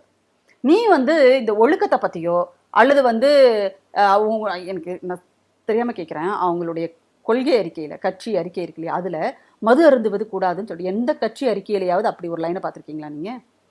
ஆனா அப்படி ஒரு லைன் அதுல இருக்கு. அது யாருக்கு அப்படிங்கிறதா இன்னைக்கு இருக்கிற கேள்வி. யாருக்கு அது கொடுத்தாங்க அந்த அறிக்கை, அந்த அந்த லைன் யாருக்கு அப்படிங்கிறது இன்னைக்கு ஒரு பெரிய கேள்வியா இருக்கு. ஏன்னா செய்தியாளர் சந்திப்பிலேயே மது அருந்திட்டு வந்து உட்கார்ந்து இருக்கிற ஒரு தற்குறி, இல்ல இதுக்கு மேல ஆதாரம் நான் சொல்ல இல்லாம நம்ம முடியாது. பேசிட முடியாது. ஆதாரம் இல்லாம இல்லங்க, வீடியோ இருக்கு, சில நான் காட்டவா இப்போ ஆடியோக்கள் உங்களுக்கு? வந்து வெளியில வீடியோ வந்திருக்கு. வீடியோ இருக்கு, நான் காட்டவா? வீடியோ இருக்கு, நான் காட்டவா? வீடியோ வச்சு நம்ம கணிச்சிட முடியுமா? ஏங்க அவருடைய செய்தியாளர் சந்திப்புங்க, அவர் முன்னாடி அவ்வளவு மைக் இருக்கு, அவர் உட்கார்ந்து இருக்காரு, பக்கத்துல அவங்களுடைய நிர்வாகிகள் உட்கார்ந்து இருக்காங்க, ஃபுல் போதையில அந்த மனுஷன் உட்கார்ந்துருக்காரு. நான் இது வரைக்கும் நான் வெளியில எங்கேயும் இப்படி பேசினது இல்ல. நீங்க ஆதாரம் இருக்கான்னு கேட்டதுனால நான் சொல்றேன். இல்ல நீங்க இத வந்து நம்ம ஆதாரமா பொது எடுத்துக்க முடியாது. ஏன்னா ஆதாரம் அவரை எடுத்துக்க வந்து முடியாதுன்னா வேற நீங்க அவர் test பண்ணி குடிக்கும் போது பார்த்தாமா? ஏதாவது போட்டோ எடுத்துக்கணும், அதுதான் ஆதாரமா? எதுவுமே இல்லாத ஒரு போய் உங்க மனுஷன் முன்னாடி உட்கார்ந்து குடிச்சாரா இல்ல செய்தியாளர் சந்திப்புல உட்கார்ந்து குடிச்சாரா, நம்ம எதுவுமே தெரியாம பேச முடியாது. அவர் தரப்புல இருந்து ஒரு ஆடியோ வெளியில வந்துச்சு. அவர் கட்சியிலே இருக்கக்கூடிய சாட்டை துரைமுருகன் அவர்கள் ஒரு வெளிநாடு வாழ் தமிழர்கிட்ட பேசக்கூடிய, அதை வேணா நீங்க வந்து சொல்லலாம். இதையெல்லாம் நம்ம வந்து சொல்ல சரி முடியாது. எடுத்துக்க முடியாதுல்ல, சரி விட்டுருங்க. இதை நீங்க ஆதாரமா எடுத்துக்க வேணாங்க. அவங்க கட்சியில இருந்து வெளியில வந்த கட்சி நிர்வாகிகள் கொடுத்த பேட்டி, செய்தியாளர் சந்திப்பு, இதை நீங்க ஆதாரமா எடுத்துப்பீங்கல்ல? அதை எடுத்து பாருங்க. அதுல அவங்க சொல்றாங்க, இவர் வந்து ஒரு கூட்டத்துக்கு வந்தாருன்னா பார் அட்டாச்டு ஹோட்டல் தான் போடணும், சரியா? அந்த பில்லுல இவருக்கு வந்து பார்ல இருந்து வர்ற பில் அப்படிங்கிறது குறைஞ்சது 15,000க்கு வரும்ன்றாங்க. நீங்க சாப்பாடு பார்சல் வீட்டுக்கு எடுத்துட்டு போறவங்கள நம்ம பார்த்திருக்கோம். பாட்டில பார்சல் பண்ணி எடுத்துட்டு போன ஆளை நீங்க பார்த்திருக்கீங்களா? அது இவர் தானே அவங்க கட்சிக்காரங்க சொல்றாங்க. அப்ப இது ஆதாரம் இல்லையா? இது அந்த ஆளை மறுக்க சொல்லுங்க பார்க்கலாம். இல்ல என் கட்சிக்காரனே கிடையாது அவன், சொல்லுங்க. தனிப்பட்ட தாக்குதல்லாம் நமக்கு பிரச்சனையே கிடையாது. இதெல்லாம் ஒரு ஆளே கிடையாது. இந்த மாதிரி எவ்வளவோ பேரை பார்த்தாச்சு தமிழ்நாட்டு அரசியல். இது மாதிரி எத்தனையோ பேரை நம்ம பார்த்தாச்சு. அவங்க எல்லாம் இருந்த இடம் தெரியாம போயிட்டாங்க. அதனால தமிழ்நாடு முதலமைச்சருக்கு இன்றைக்கு பெண்கள் கிட்ட இருக்கிற செல்வாக்கு, சரியா, பெண்களுக்காக அவர் கொண்டு வந்து நிறைவேற்றி தந்திருக்கின்ற திட்டங்கள், வீட்டில் இருந்த பெண்களை இன்றைக்கு தொழில் முனைவோர்களாக மாற்றி காட்டி இருக்கிறார் தமிழ்நாடு முதலமைச்சர். அந்த திட்டங்களை இன்னைக்கு செயல்படுத்திட்டு இருக்காங்க. எத்தனை பேர் வந்து இன்னைக்கு தொழில் முனைவோர்களா ஆயிருக்காங்க, எத்தனை பேர் பயிற்சி எடுத்துட்டு இருக்காங்க அந்த தொழில்களை தொடங்குவதற்கு, இதெல்லாம் நம்ம பார்த்துக்கிட்டு இருக்கோம். அப்போ அவர்களுக்கு இவர் மேல் இருக்கிற ஒரு அன்பு, இவருக்கு அவங்க கிட்ட இருக்கிற செல்வாக்கு, இது எல்லாவற்றையும் சரிப்பதற்கு இவங்க இதெல்லாம் பேசிட்டு இருக்காங்க. சி.வி. சண்முகம் எல்லாம் ஒரு என்ன சொல்றது, நான் அவர் வந்து ஒரு விளையாட்டு வீராங்கனைகளை வந்து அறிமுகப்படுத்தி வைக்கும் போது அவர் எந்த அளவுக்கு அத்துமீறி நடந்துகிட்டாருன்றத இந்த நாடே பார்த்துச்சு, காரி துப்புச்சு. ஒரு அமைச்சரா இருக்கிறவன் செய்யற வேலையா இதுன்னு கேட்டாங்க. இவர் பேசுறாரு. அதுதான் சொல்றேனே, இன்றைய அரசியல் சூழல் எப்படி இருக்கு தெரியுமா? தகுதியே இல்லாதவர்கள் எல்லாம் இன்றைக்கு தலைவர்களாக பல இடங்கள்ல வந்து உட்கார்ந்துகிட்டு இந்த அரசியலையே அசிங்கப்படுத்திட்டு கொச்சைப்படுத்திட்டு இருக்காங்க.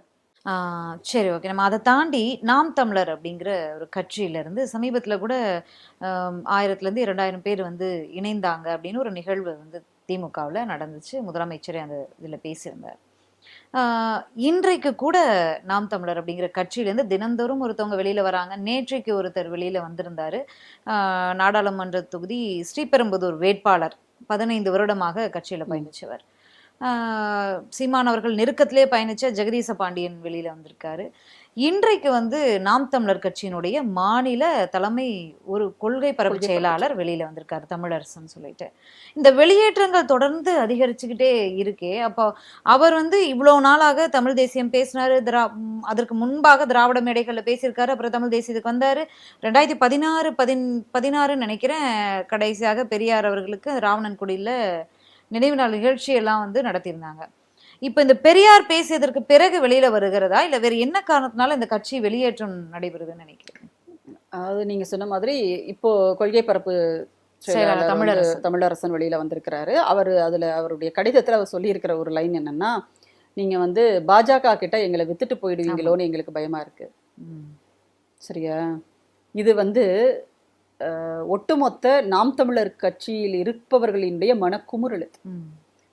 நீ என்ன சொல்லி கட்சியை தொடங்கின, எதை நம்பி நாங்க உள்ள வந்தோம், ஆனா இன்னைக்கு நீ என்ன செஞ்சுக்கிட்டு இருக்கங்கிறதா அதுல இருக்கிற கேள்வி, சரியா? நீங்க சொன்ன மாதிரி அவர் வந்து திராவிட இயக்க மேடைகள்ல பேசியிருக்கிறாரு, அதுக்கப்புறம் தமிழ் தேசியம்னு போனாரு, இப்ப வந்து இந்து தேசியத்துல வந்து நிக்கிறாரு, அதுக்கப்புறம் இந்திய தேசியத்துல சங்கமம் ஆயிடுவாரு, முடிஞ்சு போச்சு கதை. அது தெரிஞ்சுதான் இன்னைக்கு நாம் தமிழர் கட்சியில இருந்து ஒவ்வொருத்தரா வெளியில வந்துட்டு இருக்காங்க.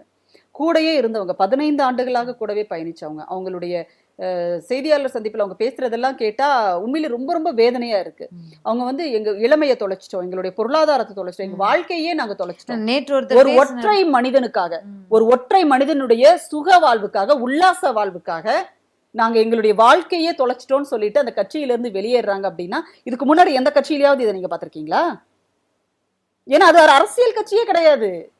ஒரு அரசியல் கட்சி ஆரம்பிக்கிறவங்க எப்படியாவது நீங்க வந்து அது எப்படி வேணா எடுத்துக்கோங்க, நீங்க ஒரு கொள்கை சமரசத்திற்கு உட்பட்டாவது ஏதாவது ஒரு தேர்தலிலாவது ஒரு சில இடங்களை வெற்றி பெறணும்னு நினைப்பாங்க. ஒரு குறைந்தபட்சம் ஒரு பஞ்சாயத்து தேர்தலையாவது தன்னுடைய கட்சிக்காரனை நிறுத்தி ஜெயிக்க வைக்கணும்னு நினைப்பாங்க. ஆனா இந்த அரசியல் கட்சி தான் அரசியல் கட்சி நடத்துறதா சொல்லிட்டு இருக்கிற இந்த ஒரு என்னது திரள் நிதிக்காக ஒரு கட்சி நடத்திட்டு இருக்கிற சீமான் அவங்க கட்சிக்காரங்களுக்கு எங்கேயாவது அப்படி ஒரு வாய்ப்பு ஏற்படுத்தி கொடுத்திருக்கிறாரா? கேட்டா 234 தொகுதியில நாங்க தனித்து போட்டியிடுவோம், என்ன பிரயோஜனம்னு அவங்க கேட்கறாங்க. இன்னைக்கு என்ன பிரயோஜனம்னு கேட்கறாங்க. ஒரு கவுன்சிலர் தேர்தல்ல கூட உன்னால ஜெயிக்க வைக்க முடியலன்னா நீ எதுக்கு கட்சி நடத்துற? இல்ல பலருடைய குமுறல் இன்னைக்கு அவங்களுடைய அதுதாங்க. அதாவது எல்லாருமே அரசியல்ல வந்து நான் 100% வந்து தொண்டு செய்யறதுக்காகவே வரேன்லாம் யாரும் வர முடியாது, யாருமே வர முடியாது. அதாவது யாருமே வர முடியாது. அதனாலதான் தந்தை பெரியார் அவர்கள் அரசியலே வேண்டாம்னு சொன்னார், அதாவது தேர்தல் அரசியலுக்கே வரமாட்டேன்னு சொன்னாரு. அப்போ அப்படி வர்றவங்க ஏதோ ஒரு எதிர்பார்ப்போட தான் வருவாங்க. ஒரு 75% வந்து நான் மக்களுக்காக அப்படின்னு சொன்னாலும் ஒரு 25% எனக்கு ஏதாவது பதவி வேணும் அப்படிங்கறத அரசியலுக்கு வரவங்க தொடர்ந்து வெளியில வரவங்களுடைய குற்றச்சாட்டுகள் அது கடைசியாக தான் இருக்கு. நம் வந்த தமிழ் தேசியத்தை தாண்டி வேற கொள்கையில போறாரு அப்படிங்கறத நான் சொல்றேன். அந்த இடம் இருக்கு இல்லையா, அந்த கேள்விகள் இருக்கு இல்லையா, இப்ப வரைக்கும் எல்லாம் அந்த கேள்வியை கேட்டுட்டே இருக்காங்க. அதுல வெளியில வந்து நாம் தமிழர் கட்சி தம்பிகள்கிட்ட பேசும்போது அவங்க சொன்னாங்க, இவ்வளவு காலமா வந்து நாங்க எல்லாத்தையும் பொறுத்துக்கிட்டு இருந்தோம், சரி எப்படியாவது அவர்கிட்ட நம்ம சொல்லி புரிய வச்சிடலாம், ஏதாவது ஒரு கட்டத்துல வந்து அவருடைய நிலைப்பாட்டை நம்ம வந்து மாத்த முடியும் அப்படின்னு நினைச்சுக்கிட்டு இருந்தோம். ஆனா எப்ப வந்து அவர் தந்தை பெரியாரை பற்றி இப்படி பேசினாரோ அப்பவே நாங்க முடிவு பண்ணிட்டோம் அப்படின்னு சொல்லிட்டு அந்த தம்பிகள் என்ன சொன்னாங்க தெரியுமா, எப்படிடா இதுல இருந்து வெளியில வர்றதுன்னு நாங்க வந்து தவிச்சுக்கிட்டு இருந்தோம், ஆனா தந்தை பெரியார் வந்து எங்களை காப்பாத்திட்டாருன்னு சொன்னாங்க அந்த பிள்ளைங்க. சிலருடைய பேட்டியை பார்க்கும்போது அவர் வந்து ஒவ்வொரு விஷயமும் பண்ணும்போது கட்சி ரீதியாக ஒரு செயல்பாடுகளில் இறங்கும்போது எங்களுக்கு வந்து ரொம்ப இதுவாக இருக்கும். அண்ணன்கிட்ட பேசி புரிய வச்சிடலாம், நாங்கள் போய் பேசுவோம். நாங்கள் போய் கேட்கும்போது என்னடா தம்பி அப்படின்னு கேட்டால் நாங்கள் அதுலேயே வந்து நாங்கள் அப்படியே அதோட பேச்சை நிப்பாட்டிடுவோம். நாங்கள் அண்ணன்கிட்ட அதுக்கு மேலே எங்களால் பேசவே முடியாது, அந்த செகண்டே நாங்கள் மறந்துடுவோம் அதை அப்படின்னு சொல்லும்போது, நேற்று நான் ஒருத்தட்ட கேட்டிருந்தேன் அந்த அளவுக்கு மூலச்செலவை செஞ்சு வச்சிருக்காரா அப்படின்னு. அதாவது இப்போ ஒரு கட்சியில் இருக்கோம், நீங்களும் ஒரு அமைப்புல இருக்கீங்க, ஏதாவது முரண்பாடுகள் இல்ல நம்ம அந்த நோக்கத்தை மீறி செயல்படுறாங்க இல்ல வேற ஒரு விஷயம் நடக்குது அப்படிங்கும்போது கண்டிப்பா யாரா இருந்தாலும் அரசியல்ங்கிறது பொது வாழ்க்கை தானே, அமைப்புங்கிறது பொது பிரச்சனைக்காக குரல் கொடுக்கறது தானே, கேட்போம்ல. 15 வருடம் 18 வருடம் 10 வருடம் இல்ல அது எப்படி அமைதி காக்க முடியுது? அந்த அளவுக்கு மூளைச்சலவை நடைபெறுதா அப்படிங்கிற ஒரு பிரச்சனை. மூளைச்சலவை அப்படிங்கறதையும் தாண்டி அந்த ஆள் மேல இவங்க இந்த பிள்ளைகளுக்கு இருந்த ஒரு நம்பிக்கை, ஒரு என்ன சொல்றது, ஒரு கண்மூடித்தனமான ஒரு நம்பிக்கை. சரியா? அந்த பேசுற பேச்சு, மேடை பேச்சுக்கள், இது எல்லாமே வந்து உணர்ச்சிகளை தூண்டக்கூடிய பேச்சுக்களாக இருக்கிறது. அப்போ வந்து என்னன்னா இயல்பாக பயன்படுத்திடலாமே வருகிற இளைஞர்கள் வந்து இல்ல சொன்னாலே தெரிஞ்சு போயிடும். யூசுவலா இன்னைக்கு வந்து என்ன ஒரு மக்களுக்கு புரிதல் இருக்குன்னு சொன்னா, நம்ம பேசுறத வச்சு யாரை பத்தி பேசுறோன்றத புரிஞ்சுக்கிற அளவுக்கு மக்கள் இன்னைக்கு அரசியல்ல தெளிவா இருக்காங்க. இல்ல நீங்க வேறொரு வார்த்தை பயன்படுத்துறீங்க, அதுக்கு பதிலாக நான் சொன்னேன். அந்த ஆளுன்றது ஒன்றும் தப்பான வார்த்தை இல்லையே. அந்த ஆளு எவ்வளவு கேவலமா வந்து திராவிட இயக்க தலைவர்களை பத்தி பேசுறாரு. அன்னைக்கு புத்தக கண்காட்சியில தலைவர் கலைஞர் பெயரால ஒரு நுழைவாயில் இருக்கிறது, நாசகார நுழைவாயில் அப்படின்னா என்ன ஒரு கொழுப்பு இருக்கும் அந்த ஆளுக்கு. இதை நான் பேசதான் செய்வேன், இதை நான் எங்க போனாலும் பேசுவேன். தந்தை பெரியாரையே தலைவர் கலைஞர் அவர்களையே நீ வந்து கேவலமா பேசினா உன்னை இதை விட கேவலமா பேசுறதுக்கு எங்களுக்கு ரொம்ப நேரம் ஆகாது. அப்போ இந்த இளைஞர்கள் வந்து அந்த அளவுக்கு கண்மூடித்தனமாக நம்புறாங்க. அப்ப நம்பினவங்களுக்கு நீ வந்து கொஞ்சமாவது வந்து ஒரு நியாயமா இருந்திருக்க வேண்டாமா, உண்மையா இருக்க வேண்டாமா? ஆனா இன்னைக்கு தெரியுது நீ உண்மையா இல்லைன்னு அவங்களுக்கு தெரியுது. அதனால அங்கிருந்து வெளியில வர்றாங்க. ஒரே ஒரு ஆளுடைய உல்லாச வாழ்க்கைக்காக எங்க வாழ்க்கையை தொலைச்சிடக்கூடாதுன்னு இன்னைக்கு அவங்க வெளியில வர்றாங்க, எல்லாருக்கும் அவங்க சொல்றாங்க. அப்போ ஒரு அரசியல் கட்சியில நான் சொல்றதுதான் சட்டம், நீ அதை தான் செய்யணும் அப்படின்னு இருக்கிறதுன்றது ஜனநாயகமே இல்லாத ஒரு சர்வாதிகார. எங்க அமைப்புல உதாரணத்துக்கு சொல்லணும்னா, அன்றைக்கு நாம் தமிழர் கட்சியினுடைய அந்த ஆளோட வீட்டை சீமான், உங்க விருப்பப்படி நான் பேரையே சொல்லிடுறேன், அந்த சீமானோட வீட்டை வந்து முற்றுகையிடுவதாக ஒரு போராட்டத்தை பெரியாரிய கூட்டமைப்பு வந்து உணர்வாளர்கள் கூட்டமைப்பு அறிவிச்சாங்க. எங்கள் தலைவர்கிட்ட வந்து பேராசிரியர் சுபவி அவர்கள்கிட்ட வந்து தொலைபேசியில ராமகிருஷ்ணன் வந்து போன் பண்ணி கேட்கிறாங்க, தந்தை பெரியார் திராவிடர் கழகத்தினுடைய பொதுச் செயலாளர் கேட்கும்போது, அப்போ எங்க தலைவர் என்ன சொல்லியிருக்கிறாரு அப்படின்னா, இப்போ 2 நாள் எங்களுடைய செயற்குழு கூட போகுது. நான் அவங்க கிட்ட கலந்து பேசிட்டு நான் சொல்றேன். ம். செயற்குழுவே கூடாமல் இருந்தால் கூட செயற்குழுவுக்கென்று ஒரு குழு இருக்குது வாட்ஸ்அப்ல. அதுல அந்த பதிவை போடுவாங்க. இந்த மாதிரி அவங்க கேக்குறாங்க, உங்களுடைய கருத்துக்கள் என்னன்னு சொல்லிட்டு அதுக்கப்புறம் தான் முடிவெடுப்பாங்க. அப்போ ஒரு அமைப்பு நாங்க உண்மையிலேயே சொல்றோம், பெரிய படைபலம் உள்ள ஒரு பெரிய ஆள்பலம் உள்ள அமைப்பெல்லாம் எங்களுடைய அமைப்பு கிடையாது. நாங்கள் ஒரு சிறிய கருத்தியல் பரப்பு இயக்கம். நாங்க அவ்வளவுதான். எங்களுக்குள்ளேயே இவ்வளவு ஜனநாயக போக்கை நாங்க கடைபிடிக்கிறோம் அப்படின்னா தந்தை பெரியார் அவர்களினுடைய வழியில் பயணிக்கிறதால எங்களுக்கு அந்த ஜனநாயக தன்மை எங்களுக்கு தெரியுது. ஆனா நீங்க ஒரு அரசியல் கட்சி நடத்துறவங்க பொது பணத்தை கோடிக்கணக்கில், நீங்க லட்சக்கணக்கில், லட்சம் கோடிகள்ல கையாளுகின்ற ஒரு கட்சி இந்த இடத்துல ஒரு பேச்சுவார்த்தை உரையாடலே இல்லை அப்படின்னா, வெளிப்படைத்தன்மையே இல்ல அப்படின்னா அதுதான் அப்படி இருந்திருக்கு. அதனாலதான் அந்த குமுறல் தான் இன்னைக்கு எல்லாருக்குமே வந்து வெடிக்குது ஒரு கட்டத்துல. நன்றி மேடம், நிறைய உங்களோட நேரத்தை பகிர்ந்தமைக்கும் உங்களோட எல்லா கேள்விகளுக்குமே பதில் கொடுத்திருக்கீங்க. மீண்டும் சந்திக்கலாம். நன்றி நன்றி நன்றி. இன்றைய நமது அரசியல் திண்ணை நிகழ்ச்சியில சிறப்பு விருந்தினர் தோழர் உமாவோடு நீண்ட நெடிய விவாதமாக இது கடந்தது. மீண்டும் இன்னொரு சிறப்பு விருந்தினரோடு சந்திக்கலாம். நன்றி.